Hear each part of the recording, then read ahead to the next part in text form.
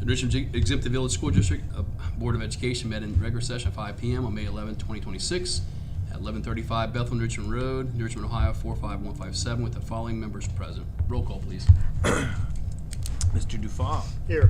Miss Grazer. Here. Miss Story. Here. Mr. Wooten. Here. Mr. Zimmerman. Here. Awesome. Would you please rise for invocation? Tim, can I ask you to do the invocation tonight? And then John, will you lead us in the pledge? Sure. Let us pray. Dear Heavenly Father, we thank you for this day and the spirit of our lives down this time, for all the many blessings you bestow upon us, and we're thankful for them, and help us to realize everything we have in this life is a blessing from you. Most of all, we enjoy the blessing through your Son, our Savior, Jesus Christ, and this hope that we have to be in eternity in heaven with thee. We pray, Lord, at this time for this assembly here this evening, Lord, that represents this district. We pray, Lord, that we might make decisions that are in accordance with your word, that are in the best interest of our students and our residents of this district. We pray, Lord, that we might make wise decisions and that they be beneficial for all. We pray, Lord, for those of our district who might be sick, suffering, struggling with illnesses. We pray, Lord, that you would put your hand of healing and mercy down upon them and heal them if it be thy will. Thank you for this time we have. Please forgive us of our sins. In Jesus' name we pray. Amen. Amen. I pledge allegiance to the flag of the United States of America and to the republic for which it stands, one nation, under God, indivisible, with liberty and justice for all. All right, item number 2 is recommend the Board of Education approve the agenda as presented. I need a motion, please. So moved. Amy, Second. Tim. All right, roll call, please. Mr. Dufaw. Yes. Miss Grazer. Yes. Miss Story. Yes. Mr. Wooten. Yes. Mr. Zimmerman. Yes. Okay, we have no public participation tonight that we see. Moving on, item number 4, Superintendent's report. Just a few updates this evening. First, as we are in the middle of concert season, so we've had our middle school choir and band have performed, and Friday night was our high school band, and then this week on Thursday we will have our high school choir. So that will be the end of the concert season, and next week we will have our senior awards, the scholarship banquet, and then the start of many of the senior events in terms of the opportunity where we have our senior field day and the students go back to the middle school and they go back out to their elementary, and then we'll wrap up on Friday of next week. I cannot believe it already, with graduation. We are still working really hard in the buildings. We have the national MAP testing. We're doing our spring session of MAP that's going on this campus, and then also we had our 5th graders here today. They were doing their transition day where they have their combined field day where they come together and they mix in their groups between Locust Corner and Monroe and start their transition to the middle school. Thankful for all the parents. It definitely wouldn't have worked without all the parent volunteers who help run the games and the events. And then we start our senior celebrations as well. Our Grant Career Center has on Wednesday evening their ceremony to honor all of their seniors as part of the Grant community. So they will get their diplomas with us, but they will get all of their career tech and accolades from Grant Career Center at the Truist Arena on Wednesday with their colleagues and friends from all the other schools. So that's what we have going on right now. We are working to staff the district. That will be a big focus of the next few weeks, and we do have some key leadership roles open that we will work to fill and put people in places where we think they will best serve the district's families, kids, and staff. Cool. Awesome, thank you. Moving on to item 5, Treasury report. I'm going to plug in really quick.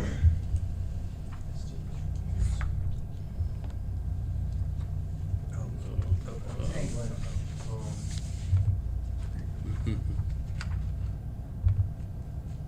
going to make it.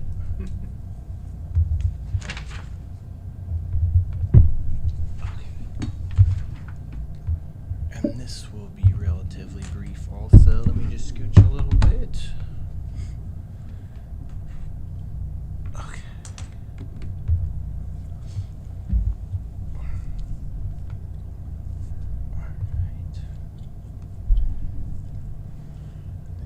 can you assist me here to, I don't know if we have to change this on that screen or not.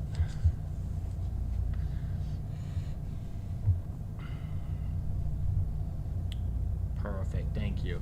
All right, good evening. So we're gonna go through the April actuals to forecast analysis as we have been doing, and I'm gonna sort of tie in the fiscal year end closing items with that as well, as that'll affect the forecast as we close the year. And then I thought I would just kind of share some updates on some processes that we're bringing on behalf of the employees, especially since we've had so many retirements this year. Wanted to kind of get some front-facing information out there to aid retirees, which was really good for me too, because we all learned a lot. So we'll go through the financials first, leave some time for questions, and then I'll show you that one pager that we put together. Is this big enough for everybody? Okay, so again, this is looking at all of our expenditure revenue data from April, with 2 months of projections in here. And I have done some significant work to project out the rest of the year in the past week or so, because there's a lot of moving pieces going on right now. So to kind of revisit last month, we were mostly talking about the variance on the revenue side coming from the tax collections piece. I was able to schedule a meeting with the county auditor. So as I mentioned, there was a late payment that didn't get collected on the first half settlement. They are going to give us an advance. They said between 80 or 90K by the time that the tax collection fees come out. So I carried forward 80,000 of that being received this year, just to be on the not so optimistic side, depending on how the fees shake out. So that should be around where we land. And I think the other piece of the variance here that we didn't take into account is just how the collections are going to be a little different, because most people pay their bills in full at the start of the year, but with all the property tax reform, a lot of the county auditors were mentioning don't pay your tax bill in full because they could get credits. So they didn't want to go back and cut checks back to people in the fall. So I think that's where we're seeing a lot of the other variance there. And I did confirm with them that the payments owed were strictly in the general property tax category. It wasn't anything affecting the PUP revenue. It was class 2, which is included in there. And we're set to receive another 100 to 112, depending again on how the fees shake out. So that'll be included in next fiscal year's collection. So that's the first time I've ever had something like that happen, where they pay late, but we're getting some of it now. So I'll show you how that kind of reflects to the forecast for next year. So we're just a little bit under with some variance there. As I look back to our PUP valuations have been a moving target. As I've mentioned, it was going down for a couple years, but it went back up 10 million for tax year 25. So I'm going to a workshop actually Friday. So those would be some questions I ask that are specific to our challenges, just because we have moving targets with the valuation piece of that. So that's the biggest driver going on the tax collections piece there. We're pretty much spot on with the unrestricted grants and aid. That's just our regular foundation payments. The restricted grants and aid, we are looking a little bit better than forecasted with our threshold cost reimbursements. That's our special education reimbursement applications we do. I think I mentioned that in 2 board updates ago. So I did a 5-year deep dive before I got here and did a 5-year average about $215,000 that we get back on that.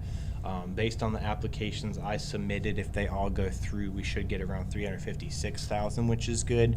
But I still am going to be a little bit conservative on that as we forecast that in the future, just because you never know.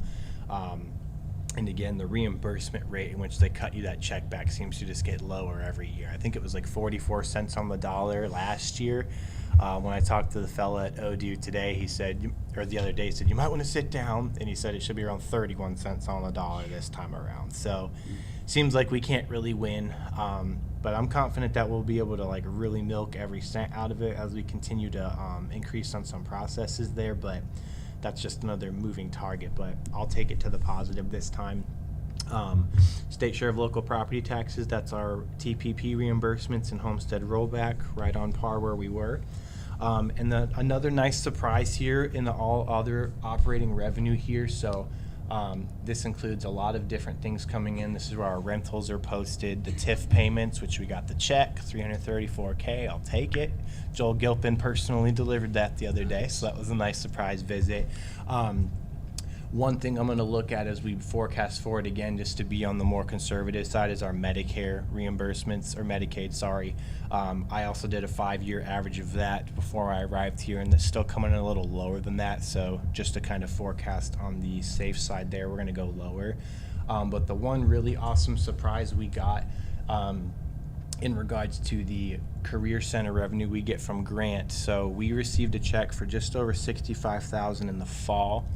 I knew in talking with Kelly, their treasurer, then that some classes were going to be tacked onto the spring payment because there were some of those licensures up in limbo. I reached out to her mid last week to kind of get an estimate of what we're looking at, and we are looking at around $340,000 for this spring to be paid. So I just wanted to kind of throw some commendations to Mr. Daniels and Dr. Hollinsworth for all the work they did to push the licensures and whatever magic you work to get that stuff across the finish line, because I'd only forecasted another 65 in the spring just because this is a new thing.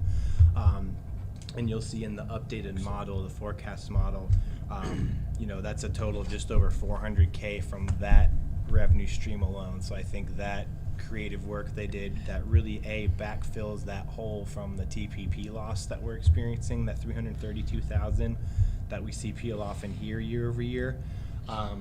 And I think that just gives me a little optimism with that potential to grow. So I'll talk with her a little bit more to see, you know, can we expect 340 each half of the year, and we're looking at 680? That would be great. Did we get all the kids signed up?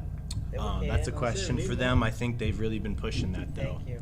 Um, Thank you. So the model I carried forward was $400K a year plus about a 3% increase. But again, the more intel I get from Grant, you know, we can make more accurate projections there for the August forecast. So that was definitely a nice way to end the day when she responded back with the estimate. So we will get that check in June though, because they don't get paid until mid-May, I think, for all of that. So you can see the kind of emotional roller coasters that I get to ride on my side of things, but I'll take that one. So we're still a little bit under on the revenue side with the tax collections being the main driver of variance there. The expenditure side, we are still looking good. Salaries, benefits, pretty much on par with salaries. Benefits are a little bit lower. Part of that is some of the recent discoveries we made with how retirees insurance will be handled, which I'll tackle when we look at the retiree guide as well. We are up in supplies. This is where we charge our fuel costs. So we just got, what, a 7,500 gallon delivery. I think that bill was 32 grand alone. But I think we got ahead of the big price increases there. So we, again, I'll take that optimism there versus paying way more.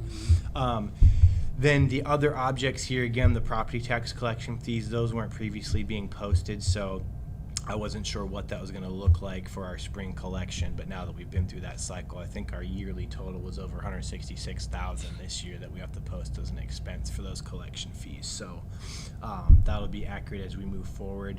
The last thing I wanted to bring up, and this ties in the fiscal year end stuff. So one, I think we are still on par to transfer that full $250,000 to the permanent improvement fund versus the $500,000.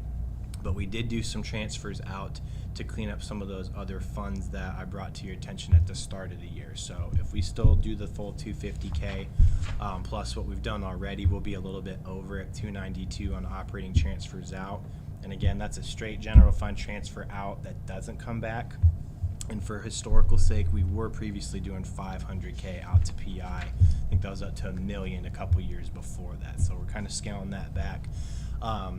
Operating advances out. So food service is currently running in the red pretty hard right now. They're currently at like negative 208.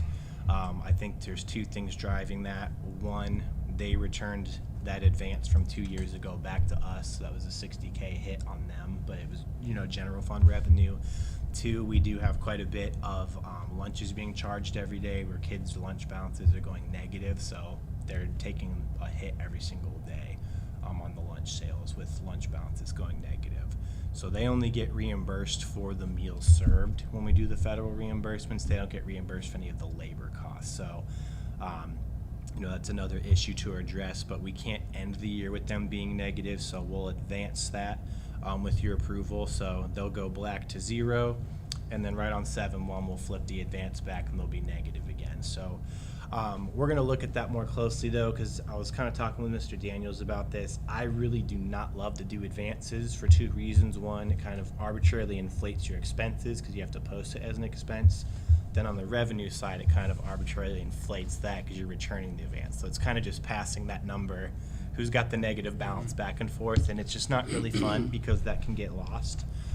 So that's where it's at right now. We still have 2 months for food service to do its thing. I'm not, again, privy to the trends. I don't know if a lot of kids pay negative balances to get that cleared up in May or not. So that could be something that helps get them closer. But I certainly don't think it's going to dig them out of a $200,000+ hole there. So that's where we're at there. Have I generated any questions on any of that? How much of the grant income that we're getting is part of a grant that they're getting that's eventually going to run dry?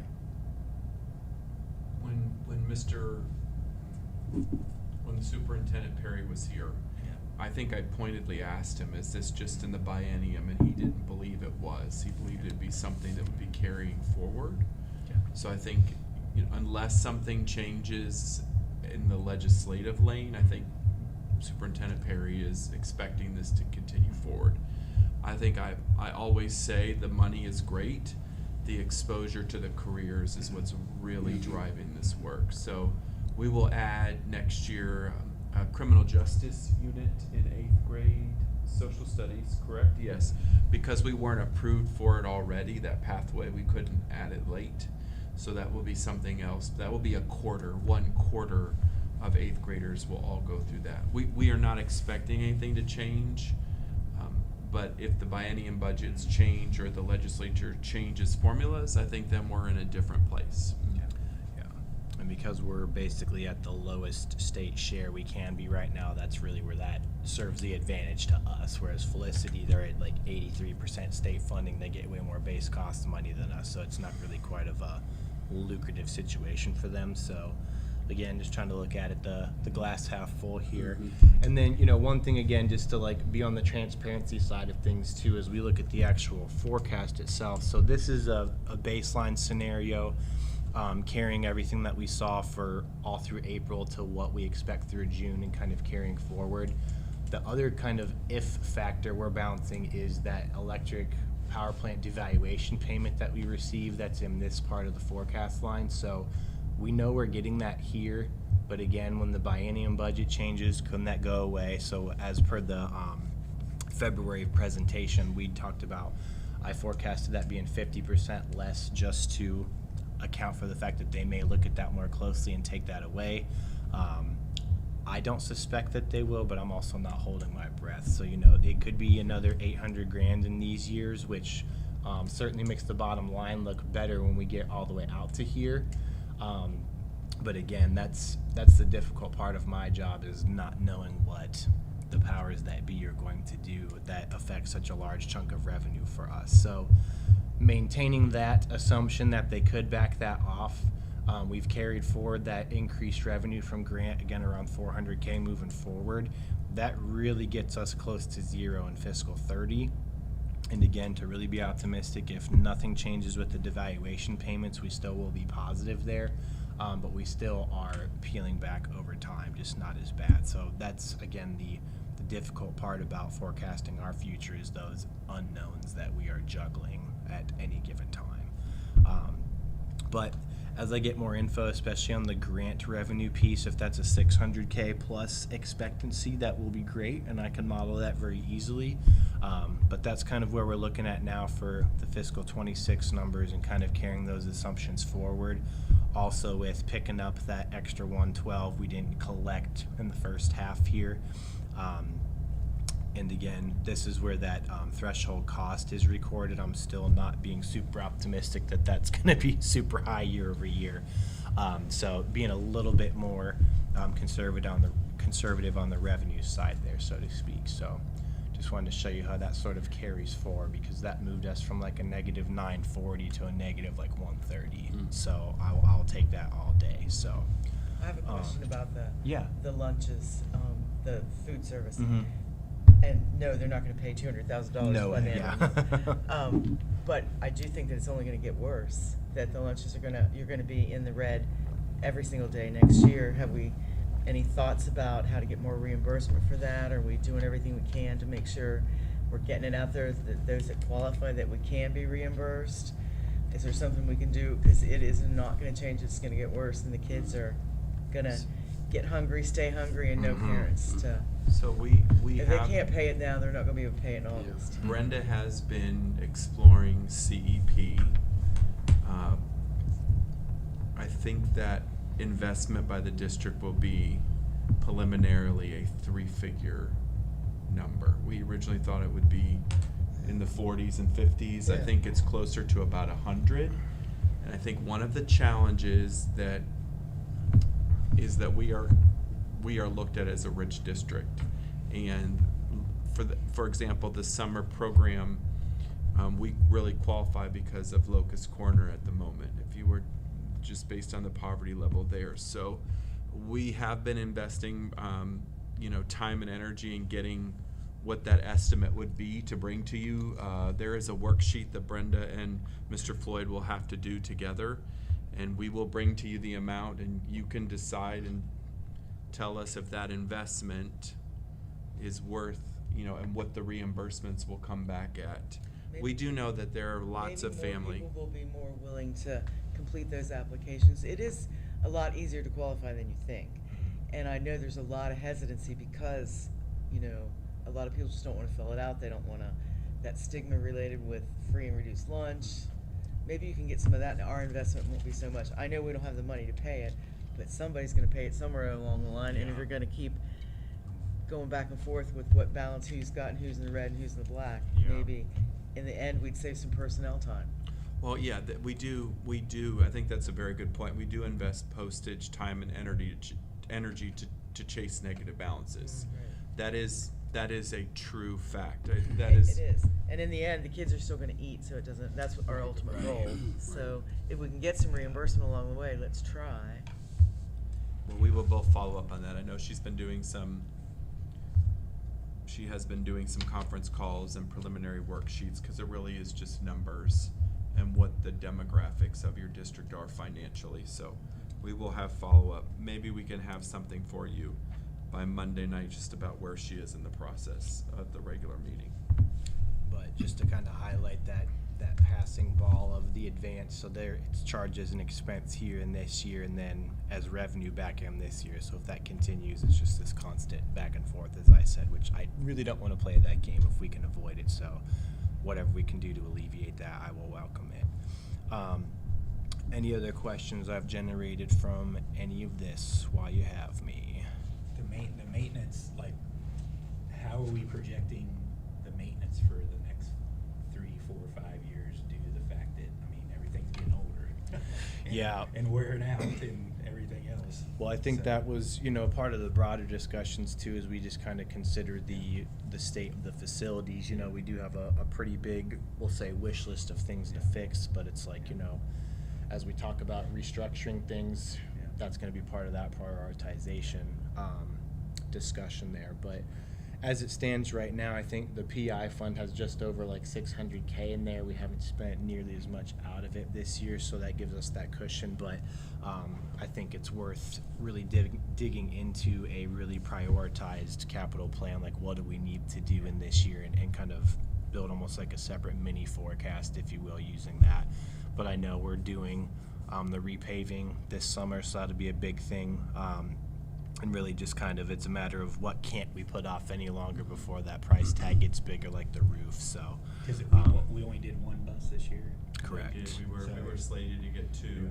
We went back. We did need a bus with a lift. That was the priority. Yeah.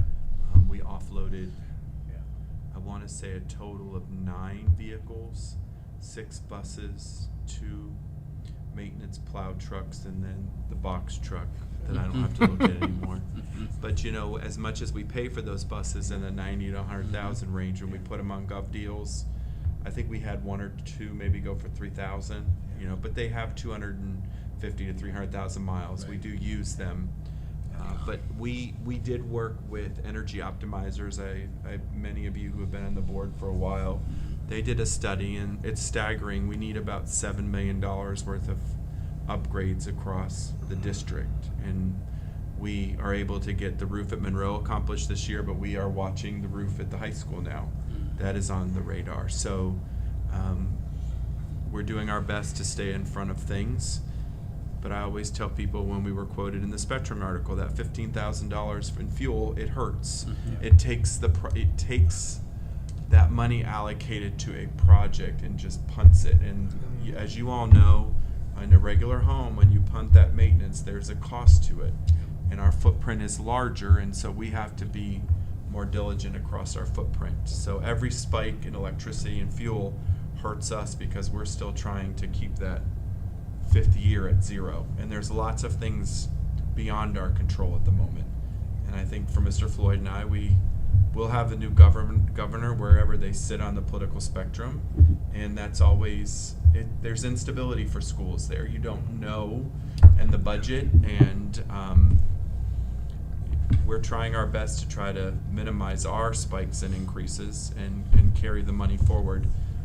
But you're right, we have to monitor everything across these 4 sites, and we're making, I would say, targeted smart decisions to make sure that the services aren't impacted for our students and families and staff.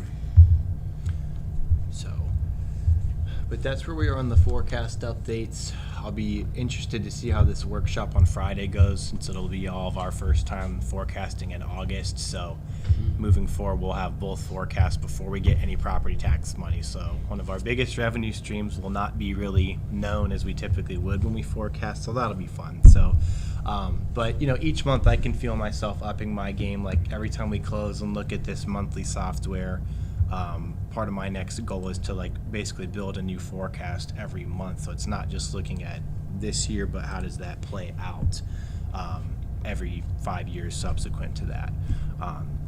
So we can really plan ahead and not just look in the kind of the short term there. On the other side of things, this is some of the knowledge I took away from the OASBO conference and looking at some of the AI tools, and this made something way prettier than I could have ever done on my own. But we had a lot of questions come up as folks were either tendering their notices to retire or considering it. And having not had many retirees in my previous district, I just wanted to get some more information and kind of put out what are some things that are definites every time that retirees can use. So I started building a Google Doc and then used Gemini to kind of help visualize this and make it as one page as possible and hitting the main FAQs there. So a lot of folks struggled with how their retirement date is determined, so that kind of talks through that. I kind of basically put 2 scenarios in for most of these: the standard May retirement and if you were to leave early, because that will kind of determine how those levers move there. But most of ours are May retirements. The biggest thing that came to my attention and knowledge, again, these can be specific to every district in my conversation with STRS, is our insurance consortium actually doesn't allow them to stay on our insurance past the end of May. I think that was the past practice anyway, but some were asking, since we get stretch paid through August, can we carry our insurance forward? And our answer to that was no, after we actually looked with our EPC insurance consortium there, so that's nice to have a definitive answer there.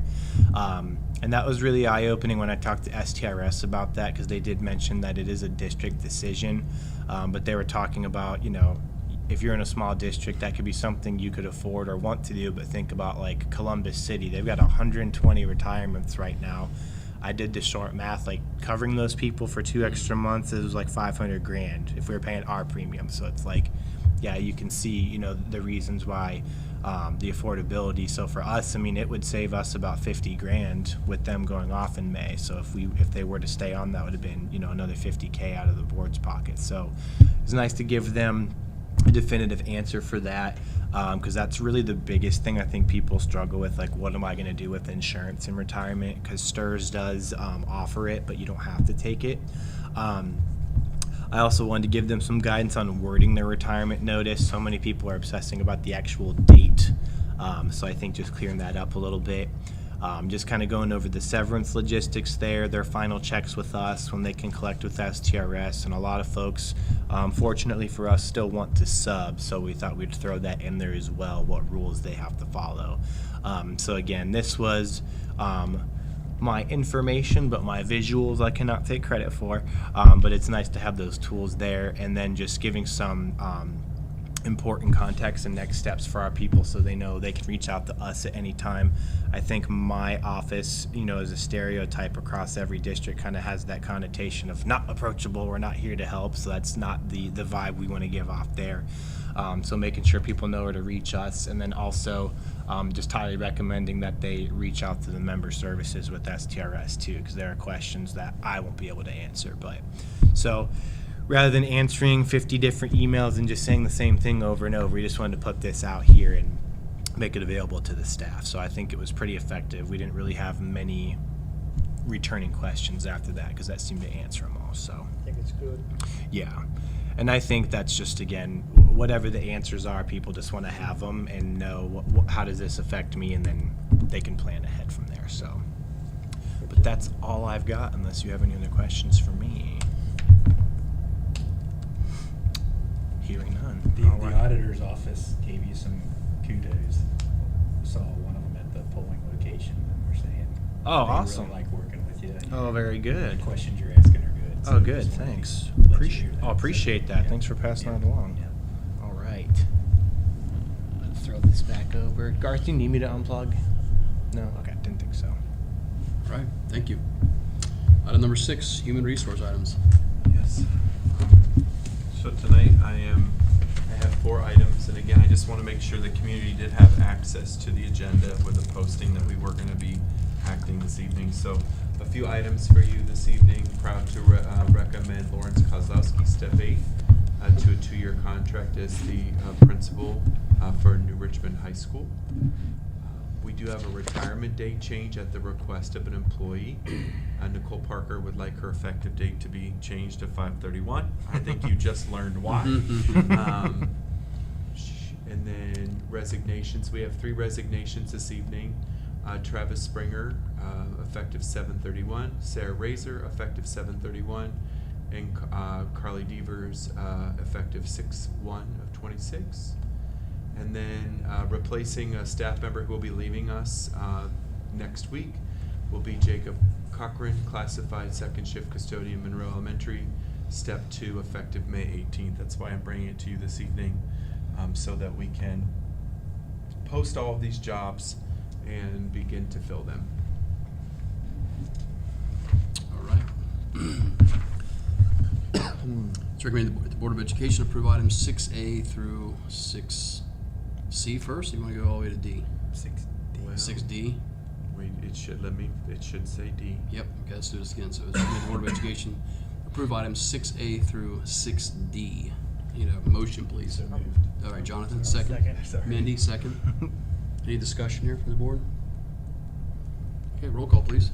Mr. Dufour, Yes. Ms. Grazer, Yes. Ms. Story, Yes. Mr. Wooten, Yes. and Mr. Zimmerman. Yes. Also motion carried. Item number 7, approval of fees for the next school year. Yes, so with the exception of 3 items I'm going to talk about, all of these fees were approved inside of the student handbook. I felt that it was important for this to be a standalone document so that parents didn't and guardians didn't have to scan through the entire That's a good idea. course guide. So the things that are different this evening, there are 3 that are highlighted in the board agenda on purpose. So one is that we will be moving, we had never formally voted. We had suggested prior to the levy what pay to play would be. After lots of feedback and research around what the fees are locally, we believe at the moment that it's in the best interest to recommend to you that pay to play will move to $200 per sport with a family cap of $800. Originally, we had talked about $300 per sport with no family cap. So we are recommending, if you approve this fee sheet tonight, to move that from $200 per sport with a family cap of $800. We're also recommending in grades 3 to 12, because everyone will have a district-issued device, moving that for grades 3 through 12 from $25 to $50. That really is a lot of work that came out of the cybersecurity. We should not have individual student devices on our network. It is one of the greatest actual threats to the network. And so you will have a district-issued Chromebook. And then we did talk this evening about parking lots. We are going to be sealing the high school parking lot. It is significantly more expensive than the last time that we did it. So we're not changing the parking pass. If you're just getting a parking pass, that's $25. But if you are going to choose to paint your spot, just because it requires seal coating more frequently, we are going to recommend to you tonight that we move that from $25 to $50. So, I mean, if you play a sport as a family, yes, there is an impact. We were a family cap of 300 before. That's going up to 500. It's going up 500 more to 800, and then the cost of device is $25 per student, and then typically you may only have one senior, so that's another $25. We really tried to limit. The district does not make money on our fees. They are truly pass-through. We are not allowed to, if a book is $10, we are not allowed to charge $20. And if you qualify for free or reduced lunch, there is some behind-the-scenes work on fees, but that does not translate to extracurriculars. So we really tried hard to listen to our community and lower the burden on student fees for sports. We would have been way outside of the average for the league and the area.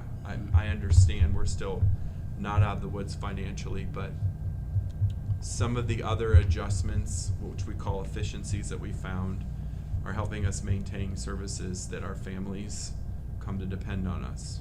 How long we'll be able to do that, we don't know. But at the moment we can at least lessen the impact. So that is our recommendation to you as a team. Okay, awesome. It's recommended the Board of Education approve the attached fee schedule, and as mentioned by Mr. Paul. Need a motion, please? Also moved. All right, Tim, second? Second. All right, Amy, any discussion? How much does a Chromebook cost, do you know, by chance? They're up, somewhere between $250 and Between $350. 285 and, Okay. yeah, Okay. about It just depends 285. on, lots of districts bought pre-tariff. We have a small inventory that we'll be able to use. It makes a big impact, but Sure. they fluctuate. They are fluctuating like everything else, but somewhere between 200, 250 and 350, just depending on the year. Okay. And they get 3? It's 3 total devices from K-12. Yes, so Yeah. they are not using this, and we do a good job of not sending ours out for repair. Between Mr. Wolf and Mr. Hemmergarn, they do most of the repairs here on site. Biggest issue we have is a lost charger. I'm sure you can't believe that. I mean, really, that's what. And then screen breakage and cracking are the #1 issue. But they handle 99% of that in-house. So, but we did have the reason we're bringing this to you now, and we feel it's a good time, is because Mr. Wolf did his inventorying, and right now we will be set moving forward, and we can get around whatever the current price spikes are. Cool. With the parking spot, I mean, that's only been in place for a handful of years, so if people just say, I'm not gonna do that anymore, we're losing revenue, but you're offsetting it, obviously, Yeah, with the sealant. I mean, it's paying for the sealant. that's what it is. Yeah, it's not, we're not trying to money grab. I mean, everything, this is the summer that we will seal, and it's quite expensive. I Yeah. mean, so the kids won't have to repaint the parking space this year. We'll do it for them. And looking at a few other districts, there are some that charge more for just a pass than it would to get a pass and to paint a spot combined. So it's still on the lower side That's compared nice to to know. some of the other averages in Clermont County and broader. So if it's just a simple pass, it's 25, and if you want the extra pizzazz, Yeah. that's where that will come from. Okay. Any other discussion? All right, roll call, please. Mr. Dufaw, Yes. Ms. Grazer, Yes. Ms. Story? Yes. Mr. Wooten? Yes. Mr. Zimmerman? Yes. Okay. Item number 8. So Dr. Hollingsworth is going to be at the podium for a while, so we're going to settle in.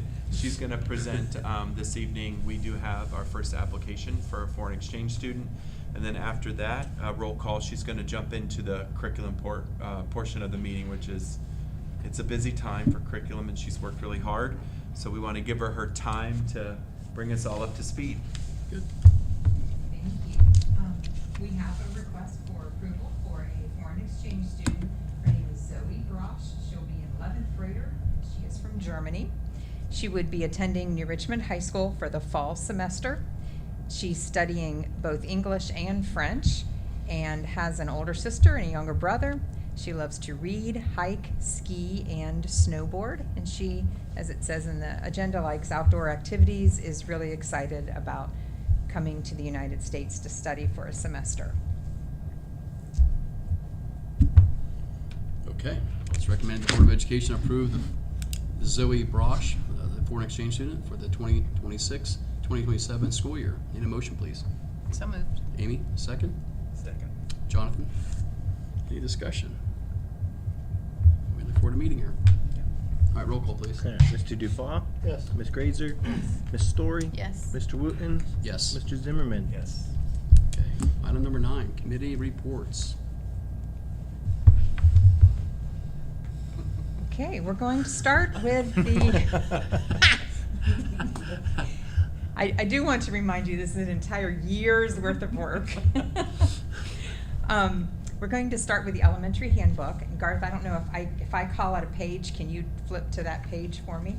I'm just going to highlight some of the changes. Anything that is crossed out is in red. That means it's being updated. Anything that's added is in green. So if we go to page 3,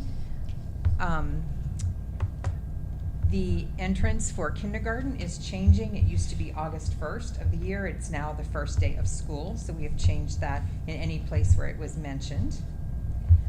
On page 4, there is an addition for a description of preschool tuition. It's determined on a sliding scale based on the federal income poverty guidelines.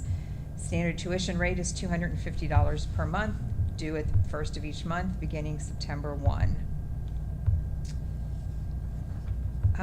Page 8, we have added a comment that, on page 7, actually, we took out fire tablets. We don't have those. And we have added a statement about students who intentionally damage a device will be charged the full replacement cost. Until the fee is paid, the student will be issued a loaner device each day, which needs to be returned at the end of each school day. On page 10, there is a new description of excessive absences. It is now chronic absenteeism. So excessive absence is crossed out. And chronic absenteeism is defined as any student who is missing 10% or more of the school year for any reason. On page 12, we have deleted the section on student badges since we're not using that. And on page 24, we have inserted our operational guidelines for AI. We have had a district committee working on this for much of the second half of the school year. That included teachers from every grade level, each building, every principal, Mr. Wolf, and myself. The policy or the guideline includes the definition of artificial intelligence, some definitions of other things. The one that teachers and a lot of teachers even didn't realize on page 25 what a hallucination was. So that definition is in there. And then we have a section on expectations for staff regarding AI, how they need to evaluate what they're using and what they're asking students to use and what they're asking students not to use. On page 26, it just reinforces that staff who wish to use a new AI tool, whether for themselves or students, need to have it approved through our district digital tool request form, like we've been using all year for any apps they're being asked to use, or they're asking to use. On page 27, we have a definition section on the ethical use of AI. On page 28, we have implemented the traffic light protocol. Teachers hold the professional authority to determine and communicate the appropriate level of AI that they're going to allow for any given assignment. A red light means that it is AI restricted, and they will tell students that no AI use is allowed. The work has to be completed without digital generation. So examples would be in-class writing, any kind of an assessment, something where they really want the students thinking. Yellow light means students are allowed to use AI to assist, so it can be used for specific tasks like brainstorming, ideas for an assignment, outlining, or feedback, but not for their final output. And then green light means that AI is an essential part of the assignment, and they are welcome to use it. So it can say, like, once they've written something, AI could critique their essay, give them open, feedback on it, etc.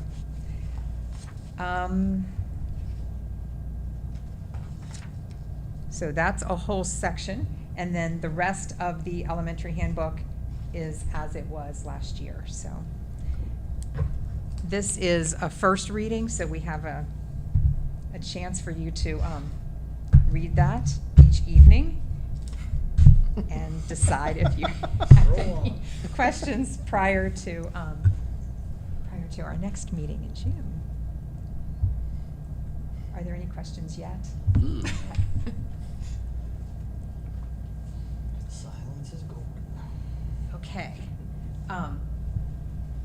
It's really tiny. I think the next thing is the 8th grade change in book. I have promised 5 years ago to be us and the teachers to be very transparent about anything that we're requesting. So I have a first reading of a change that's been proposed by the 8th grade ELA teachers. Right now in 6th grade, 7th grade, and 8th grade, our teachers read 2 novels each year, 1 second quarter, 1 fourth quarter with their students, either in its entirety or portions of it along with our approved curriculum. Currently in 2nd quarter in our regular classes of 8th grade ELA, we've been reading Roll of Thunder, Hear My Cry. We approved that 4 years ago when we approved the new ELA curriculum. It is a great book, but very long, and the teachers are finding it difficult to get through as much as they would like to get through with the students, and they have asked if they could switch to I Am Malala. I have just passed out to you just a description of I Am Malala. It's an autobiography. It is already approved as part of the curriculum. It is part of the novels that are used with My Perspectives, which is our adopted curriculum. However, we have not approved it as one of our standalone novels, so I wanted to bring it to you as a first reading. I have the book. I can leave it in the office for anybody who would like to pick it up and read it if you haven't read it. It's a great book. It's about a young Pakistani girl who stands up to the Taliban and fought for girls' education. She survived an assassination attempt at the age of 15 and has become a global symbol for education rights, the youngest Nobel Peace Prize laureate, and an activist for peace, education, and women's empowerment.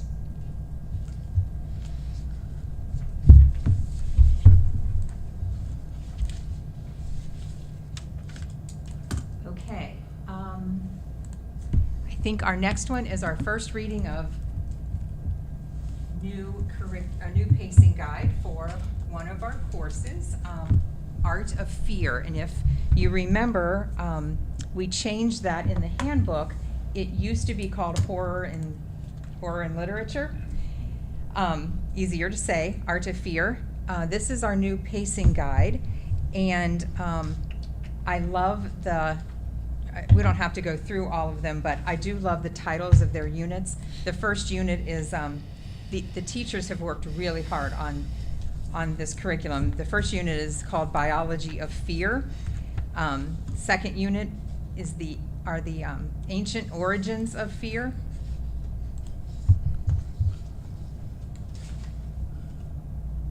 The third unit is primal fear.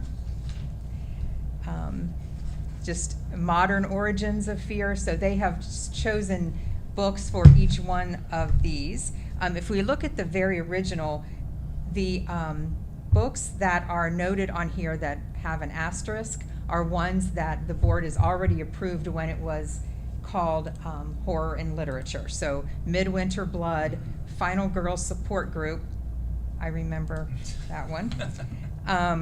And Dr. Jekyll and Mr. Hyde, we approved last year when we updated the pacing guide for that. So our next, that is a first reading for this pacing guide. The next item on the agenda is first reading for the other novels that are listed on this pacing guide. They will not necessarily be reading all of these novels in this course, but some portions of each of the novels. So it's a first reading for each one of these. I also have them available, and we'll put them in the office so that if anybody wants to take a look at them or read them, and I have a description to pass out to you of what each of those novels are about. The first one is The Body by Stephen King. It was written in 1982 about four 12-year-old boys who set out on a journey along the railroad tracks in 1960 Maine to find the body of a dead body of a missing boy. The second novel is The Haunting of Hill House. It's a classic Gothic horror novel following a fragile woman who joins a supernatural study at a notoriously haunted mansion, and then she kind of becomes consumed by it. The third proposal is We Were Liars, and it's a young adult psychological thriller about a wealthy girl who loses her memory after a mysterious accident on her family's private island at age 15, and then she returns at age 17. The next one is Unwind. It's a dystopian young adult novel. One of the units in this course is a dystopian unit, so this book would be used during that time. It's a young adult novel following a civil war over reproductive rights. Teenagers can be unwound or surgically dismantled for organ harvest if parents deem them unwanted. And then the fifth novel they're asking for approval for is Never Let Me Go. It's a dystopian novel following a character named Kathy H. as carer reflecting on her childhood at an English boarding school, and there's a dark truth that has happened at that English boarding school. So these are the 5 additional novels that we're requesting approval, first reading for approval for Art of Fear. Is it just Unwind? There's four versions. Is it just the first one? Yes. That's what when I looked it up, there's 4, right? So it's just the first one? Yes. We just may want to just make it clear that it's. Thank you. I'll do that. There's 4. It's a series. Oh, see, I got you. It's Okay. like, If we're doing all 4, if they're gonna look at all 4, you can put 1 through 4. It's just the first one. Thank you. Yep. Okay, the next pacing guide for first reading is the ELA 11th and 12th grade course Sounds and Stories. And in our original handbook, or our handbook this year that we approved, that is the combination of our former 2 courses, American Literature and Music and Literature. It's a combined course. Also, I think you'll find it really interesting. They've done a great job. They have units Authentically Unfiltered, Calculated Ambition, just very I would love to take the course. Ancestral Reverberation, just even the titles of the units So there are no additional novels for this one, just the pacing guide for this 2 courses. It's really a merging of those 2 courses. Unit 4 is Fatal Echoes. I think the students will really enjoy this course.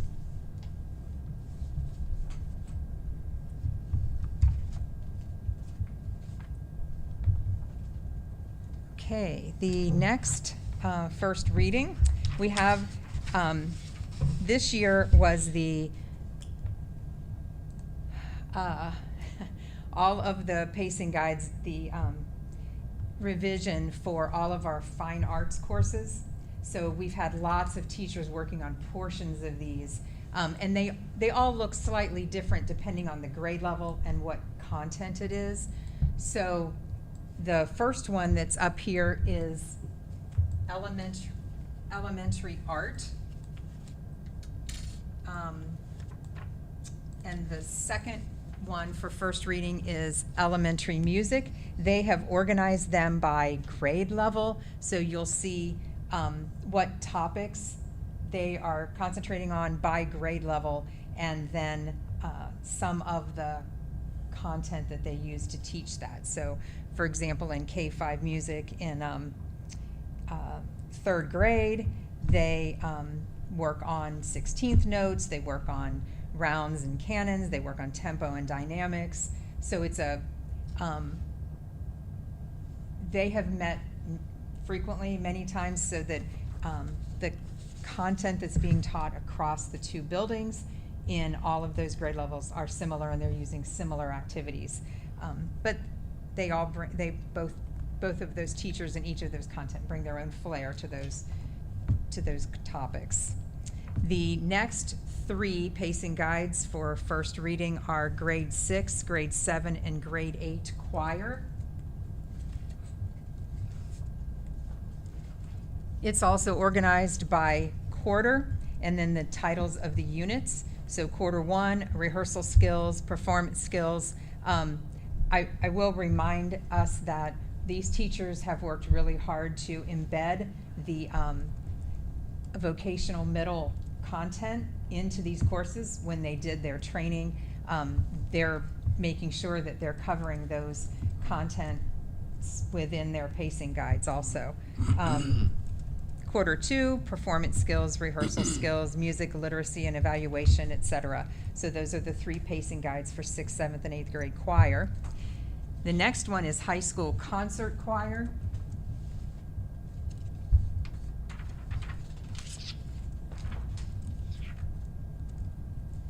Same for this one, and you'll see that it's organized very similarly, and the topics are similar. They also go over units, rehearsal skills, performance skills, music literacy and evaluation, et cetera, by quarter, and they have it outlined by how many weeks they will spend on each of those contents.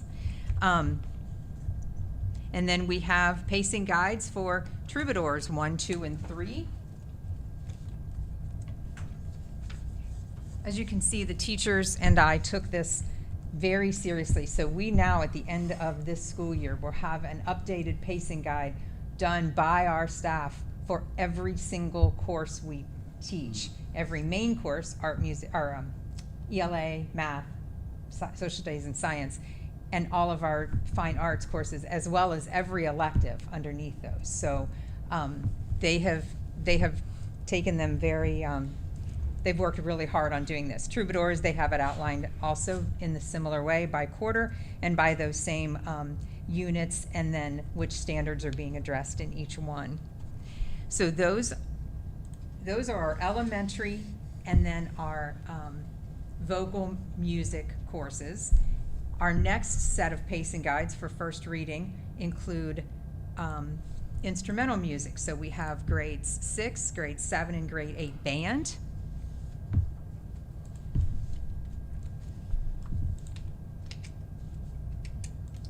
Also organized the same way. We have high school band pacing guide. And then, like I mentioned, we have elective courses underneath the instrumental music. So we have a pacing guide for our guitar course, a pacing guide for our percussion course, and a pacing guide for our high school survey and high school pop electives. That one's also seems like a super interesting course to take. They included which artists they'll study for early blues, early country, early jazz, post-war blues. It seems like it would be will be a fun course for the students. Our next set of pacing guides for first reading are our visual arts. So we have grades 6, 7, and 8 art. We also have our high school advanced art portfolio pacing guide, art foundations, ceramics 1, ceramics 2, and drawing and painting 1 and drawing and painting 2. So we have a completed pacing guide for every elective and every core course in the fine arts.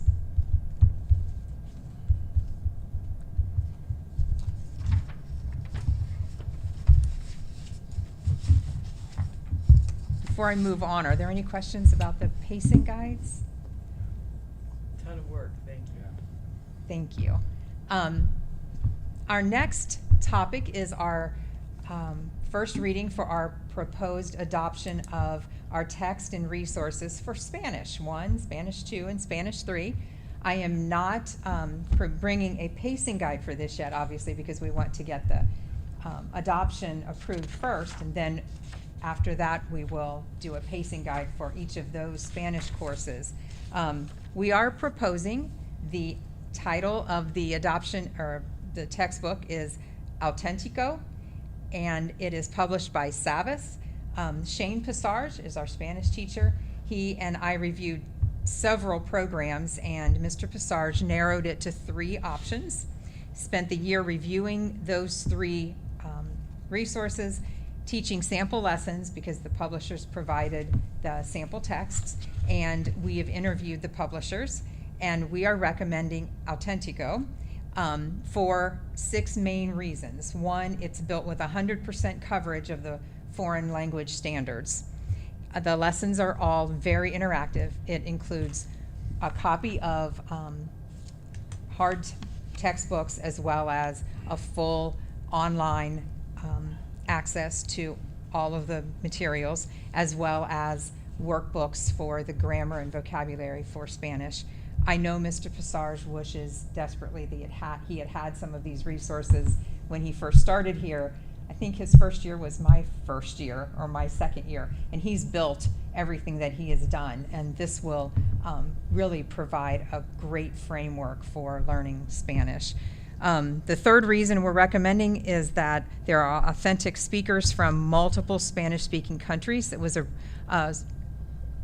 request of Mr. Passarge's. A lot of publishers have Spanish-speaking people in their materials, but they're mostly from Spain or from Europe, and he really wanted there to be lots of examples of Spanish-speaking resources from a lot of Spanish-speaking countries. Fourth, there are comprehensive assessments that he can use. Fifth, lots of videos with native speakers. And then sixth, it provides opportunities for students to speak and record themselves speaking Spanish, and then the teacher is able to provide feedback to those individual students. I have a short video that I would, if it works, I would love to show you about Auténtico. Kind of gives you a flavor for why he would choose it. Auténtico is a doorway to the Spanish-speaking world, its language, people, and culture. Hello and welcome. Bienvenidos. I'm Rich Sayers, one of the authors of Auténtico. I'd like to give you a brief tour of our Spanish language program for middle grades and high school. Join me. Let's see how Auténtico supports your path, your world, and your way. Auténtico connects you and your students to the Spanish-speaking world through rich, authentic resources, like this video with Raúl de Molina, El Gordo, a well-known television personality. Por las mañanas aproximadamente a las 5 de la tarde, 7 días a la semana, haciendo todo este tipo de cosas. We have worked with different companies and organizations, such as Univision, FA News, and the Inter-American Development Bank. to provide resources developed by native speakers for native speakers. Every chapter integrates authentic resources in the student text and online. And there are support activities and lesson plans to help you and your students explore the language and themes.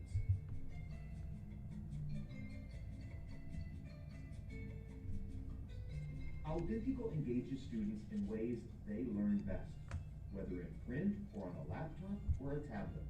Students can access engaging and relevant digital content, such as video historias. Hola, Jimena. ¿Cómo va todo, Jimena? Qué bueno verlos. Muy bien. Me encuentran envolviendo los regalos para la fiesta de Año Nuevo. They can go on exciting virtual field trips to the Spanish-speaking world with Google Earth. They can even download chapters of the digital text for offline use. When they return to an internet connection, everything is synced and any assignments completed go directly to the teacher. There's a powerful app for students' smartphones too. Students can practice, record, and play back words and phrases wherever they go. El desayuno. Breakfast. El pan. Bread. The app includes flashcards and model conversations. ¿Come cereal? Sí. Como cereal todos los días. Hip-hop songs help students learn and retain Spanish through music. Have a listen.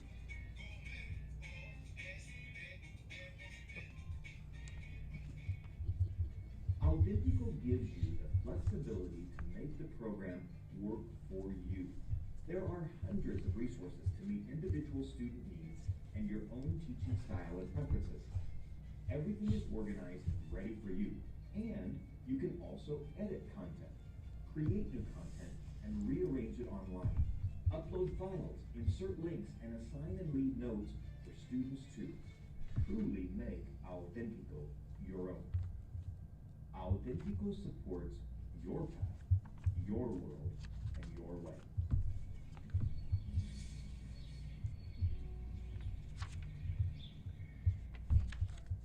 I also have samples of the hard textbooks for this program that I'll put in the office if anybody wants to come in for the next month for the second reading to take a look at some of the work that's in Autentico. I did not say it in nearly as well as the gentleman did in the video, but after my 9 years of Spanish.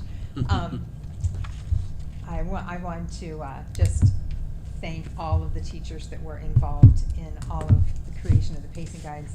Multiple meetings with me, multiple meetings with each other, and then the coursework that they took to get qualified to teach a VM course, and their consideration in making sure that those targets and learning standards were embedded in their pacing guides. They've worked really hard. Been a lot of work over the last several years to do that. Thank you. I'm really excited Good that job. we've now reached, all of our courses are updated, and every teacher that is in New Richmond has had a part in working on each of the pacing guides. There's a lot of buy-in and a lot of dedication on the Good. part of our staff. So. Great. Great job. Thank you. I had to bring you a policy tonight for first reading because it references something that we don't have. We do not block or deactivate public comments on our Facebook page. We only do that if they are, I would say, obscene and they break, break really the rules of the social media. We don't. So this references a policy that we don't have. I tried to tell Neola I thought this was a technical change, and they told me I was wrong. So they said I had to bring it to you for 2 readings because it references something that doesn't exist. Number one complaint we've been getting lately with just all of our posts is people think that we are limiting comments. I think there's a setting now where you have to change it from most recent to all, Right. and then you see them. Right. We only ever, in my time here, have filtered 1 or 2, and it's because they are obscene and use profanity and break the sort of the rules of what's allowed. But we did not do any filtering during our we are being accused of doing lots of filtering, and it's really the most recent versus the all. Like, just Right. click the setting. It's not an us thing. Comments with links can also get auto-filtered out if you don't interact with us enough, so I have to go and manually approve those. Like, I had to approve myself because I got flagged when I got this one link, so.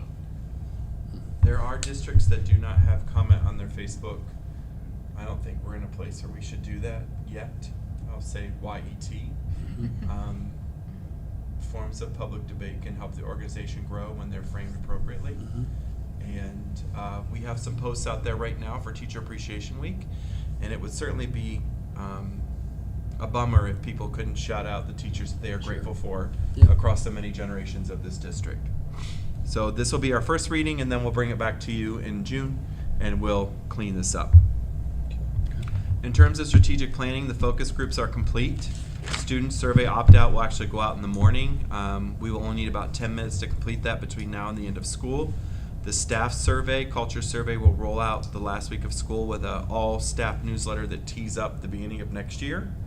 And then the facilitator did reach out and ask, did the board wish to discuss, his feedback with the facilitator in a work session?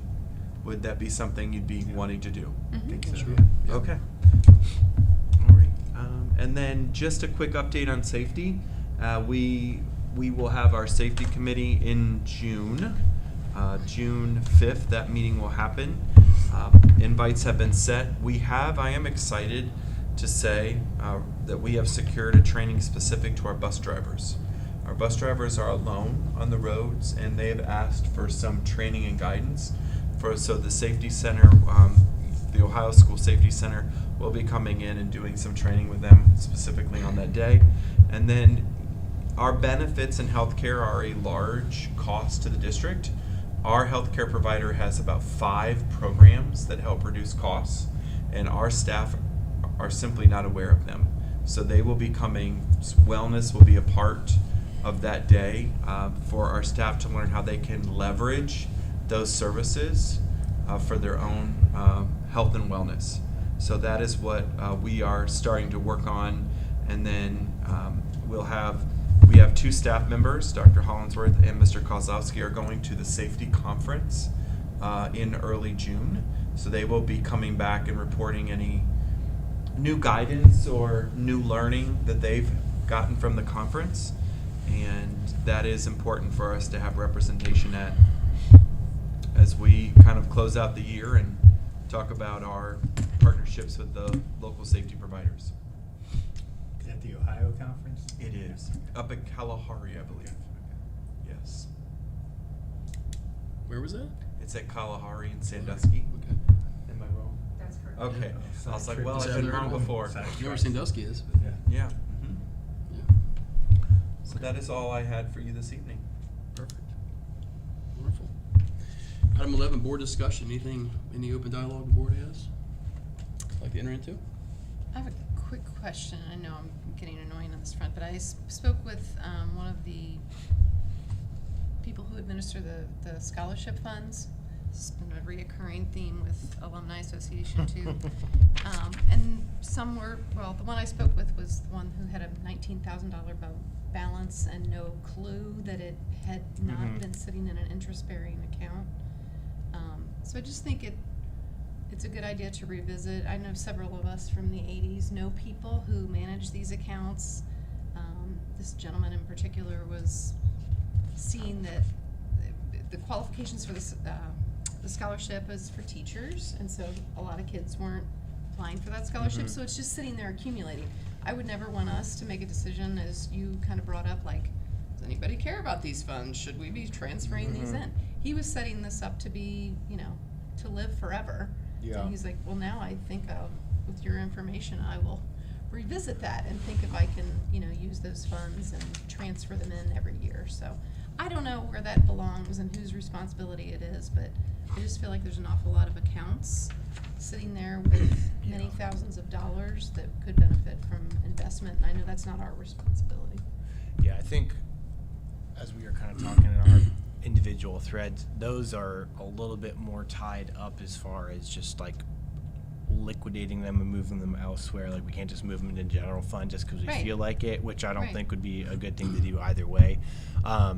I think where it gets tough on my end is just the origins of those particular accounts. Like, who set it up, what are the parameters for granting it, and then, you know, if that, we just had a meeting with someone talking about getting like a foundation or an arts booster set up, and I said, don't be the only person who knows what's going on. Right. So, for that exact reason, so. I'm sure Carol has some of that information because she's the one that reaches out to the parties. Yeah. But it just That seemed would like be, a lot of I think, a worthwhile, we'll call it side quest there to get just the origins of that figured out. So if people do wish to do something different with it, they can give us like some updated, you know, guidance, for lack of a better word. Because if they are like, hey, we want to get this out of here, not let it just sit there, I think that would be worth it too. Yeah. Because what we're looking at least 15 of these different scholarship funds, yeah. And I can run some reports too, just to see the last time they had activity, but I think we did a deep dive into the alumni one and found some interesting things, so that was fun. But yeah, I think if they were all more current, and they, like, I've started a whole folder now, like anytime we get an outside grant that's not from the state or federal government, I'm telling everyone, give me everything you got, what it's Right. for, what the red tape is, because it doesn't take long for that to get lost. So, but one of the things I've been working on to get prepped for next year too, like I think I've mentioned, using some of the Gemini script to like build a dashboard too, so we could even like have that as like a front-facing page online, like here's what's in the alumni scholarship right now, so people can have like just a quick reference view. That way they don't have to reach out to me, it'll already be live, so that could be cool. For whatever it's worth. Plus I think people may be interested in that too, just to show like all the different funds that I look at that aren't part of the forecast, to show that that's part of what we do as well. So I'll probably just connect you to this individual who now realizes his money's sitting there and mm-hmm. gaining interest. Sure. Cool. Sorry. All right. Got a couple items. One of them, a lady reached out through Teresa to me about the graduation coming up, and she's a pregnant lady, pretty much ready to go anytime, I guess, and she needs to bring her own chair to sit in because she can't sit on the bleachers. Wanted to know if I thought that would be a problem. I'm like, bring a lawn chair. I don't really care, but I don't know if that's an issue for anybody or not. I think we would but- just need to let whoever's, I guess I'm in charge. I think we would I just can need give you to a point of let, reference. It happens every year, and they usually just put them, those people that you have volunteers that are helping seat and move if we people could just along get the a way, name put 'em and, right and there. we can tell who's ever up there, Mhm. just to help them, just a name and a reference point. And then, you know, Facebook tells it all, right? So there was a quote, a lady on there that was looking for a ticket, didn't have enough tickets because she has a baby that she has to swaddle to bring to the graduation, and she was told she needed a ticket to get that baby in. And I'm thinking, really? Is it Yeah. sitting in its own seat? See, this is I know, I'm thinking, are you kidding me? I don't know. I can report back on that. I don't have an answer. I don't have an answer. Yeah, she was. I think I was told that the reason we issue tickets is for fire code, is a recent conversation, and Can see that. I very specifically heard an anecdote very similar to that, which is the anecdote that was given to me was if it's like an airplane, it's not like an airplane. A human is a human and they need a ticket. Oh. That's how it was explained to me. I'm not saying it's right or wrong, and I don't even know how long it's been like that. So I would be making it up as I go along here, so I can report back what I learned. What time do we need to be there Friday? As, you know, ready to go? Do we need to come to We're usually there about rehearsal or 5:30. anything? Yeah. No, you do not need to come to rehearsal. No. And we, from my recollection, we will meet either here and walk over, or From meet the in field front house. of Field the house. concession stand, like the lower, not the Down Field the house. ball. down where, Field house. On the field track. house, Yeah. where the, right there on the track. Yeah. Okay. Find one of us tall people, we'll find you. There'll be certain spots reserved there. And in the packet was your seat assignment for the stage. You had asked us if we wanted to, I mean, we have worked that out between us in terms of which Great, section. you know what's perfect. Okay. That's wonderful. And the troops are going first, right? Like I have no idea. 'cause that always throws everybody Did off. we get a packet? I can ask that question too. Tickets and troops. Did we get a packet? Yeah, I don't, tickets and troubadours. He gave us the packet last time. Yeah, Those are we the only two can things I had. It was look like this. Oh, that I got, yeah. Yeah, it's There all you go. in there. Tickets and troops, I I got will that. follow up in a BCC Glad you email asked, what 'cause I learned. forgot too. I got Thank you. Yeah. Anything else for the board? I just think that we, depending on how collective bargaining goes, there may be a need to add a short meeting because we do not negotiate again until the 20th of May. So if we have some movement on that, we may need to convene the first or second week of June for a quick meeting to, well, not quick in terms of, but to present to you the contract for approval. So that will be something just to keep on our radar because we're not negotiating until next week, Wednesday, which is on the other side of the board meeting. And it expires. It does expire, and I think just from a logistics standpoint, salaries and contracts have to be issued with those new. Yeah, I will say though, I didn't put it in my update, but since we're on that, so, you know, I've been talking about a lot of things we can use SC View for. We just got, they call them form campaigns, but we have them live now where we can send the new contracts out electronically and salary notices, so I'm really excited about that. We're getting trained on it because they've added some new features since I've used it. So we'll be able to launch those. It's going to be after the teacher's last day, but as far as the compliance piece goes, getting them out before June 30th is key, so those will be out via email. And now having that ability to do that, it would really just be more advantageous to get that ratified so we don't have to send one right now as a placeholder, then send a second one with updated, because people are going to freak out and think nothing changed, and then they won't sign one or the other. I had that happen in my previous district because we were in that same limbo phase there, but really excited to launch that because we won't have to spend any money on postage and chase contracts physically anymore. They'll all just come back, yeah, so. And next week's meeting's at the. It is at the high school. I'll make at sure it 5. says, What time? we will meet on the stage at 5 Okay. and handle any pre-business, and then by leaving the board meeting in session, you all can go over into the cafeteria and be a part of the celebrations. From 5:15 to 6 will be the reception inside of the cafeteria, and then we will wrap the regular meeting in at 6, and we will start with the celebrations. So the Cool. bells are here, so we will start with that. Was the point in trying to limit some of the first readings and get some of these Smart. other things, so most of it will be very, like, what Brett and I like to bring to you, cut and dry business, like a food service contract, changing lunch rates. We'll have to do all of our hiring of our contracts, but it's normal business things that, you know, we need to engage in, so. Okay. Anything else? No? All right, moving on to item number 12. This recommends Board of Education enter into executive session for the purpose of consideration of employment, dismissal, promotion, demotion, or compensation of a public employee, to consider the purchase of property, both real and personal, tangible or intangible, or to consider the sale of property, either real or personal, by competitive bid, if disclosure of the information would give a competitive advantage to the other side by divulging code 121.22, paragraphs 1 and 2. Need a motion, please. So moved. John has a Second. second, and Tim has a second. Any discussion there? All right, roll call, please. Mr. Dufaw? Yes. Ms. Grazer? Yes. Ms. Story? Yes. Mr. Wooten? Yes. Mr. Zimmerman? Yes. All right, time into session.